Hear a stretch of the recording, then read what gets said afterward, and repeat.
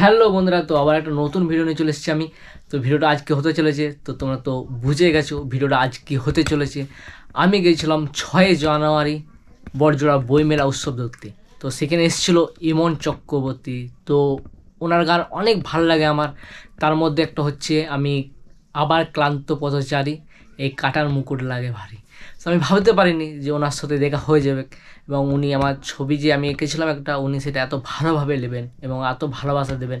তো সামনে যেহেতু ছিল, তো একটা প্রণাম না করে থাকতে পারলাম না, তো ওনার একটা প্রণাম নিলাম। এটা অনেক।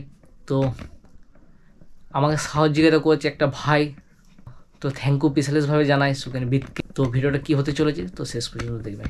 তো বন্ধুরা, তো আবার একটা নতুন ভিডিও নিয়ে চলে এসেছি আমি। তো আজ যাচ্ছি বড়জোড়া বইমেলা দেখতে। তো আজ আসছে ইমন চক্রবর্তী। তো দেখি আজ কি হয়। তো তোমরা ভিডিওটা শেষ পর্যন্ত দেখবে, ঠিক আছে? তো ফাইনালি প্যাক হয়ে গেছে, তো এরপর বেরিয়ে পড়বো। তো ফাইনালি পৌঁছে গেলাম বড়জোড়া বই মেলা উৎসব দেখতে। এখন গান গাইছে স্টেজে ইমন চক্রবর্তী। তো তারা একটা ভাইরাল গান গাইছে। তো এখন আমরা যাচ্ছি গ্রাউন্ডের ভিতর যেখানে মেলাটা হচ্ছে, তখন সেইটা আমাদের থেকে কিছু দূরত্বই আছে। তো আমার হাতে আছে ছবিটা, তো দেখি আজ কি হয়।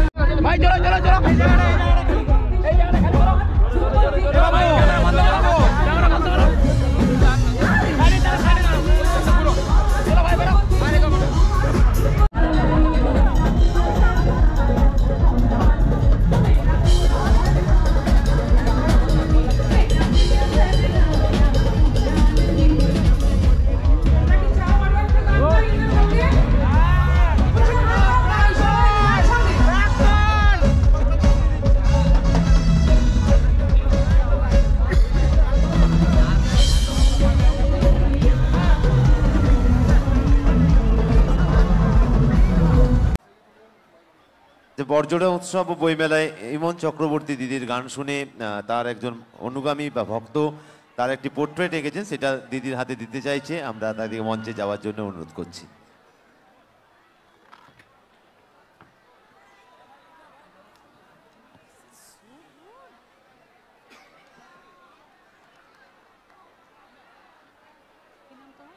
ও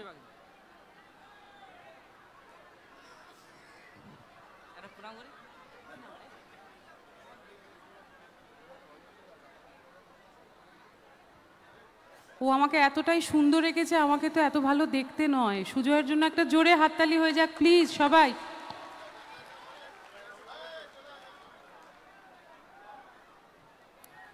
ওনা অনেকটা সময় খরচ করে এই আঁকাটা এঁকেছে, এইটুকু হাততালি দেবেন না প্লিজ?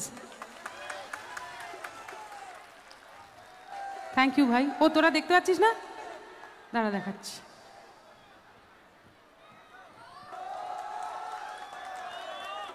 থ্যাংক ইউ, অনেক অনেক আশীর্বাদ, অনেক ভালোবাসা।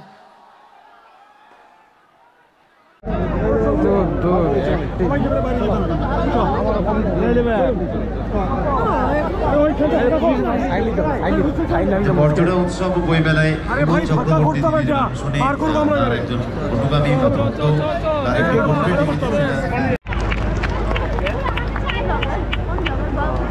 পোর্ট্রেট এঁকেছেন। ওনা অনেকটা সময় খরচ করে এই আঁকাটা এঁকেছে, এইটুকু হাততালি দেবেন না প্লিজ? থ্যাংক ইউ ভাই। ও তোরা দেখতে পাচ্ছিস না? কোথায় গেছে জানি না।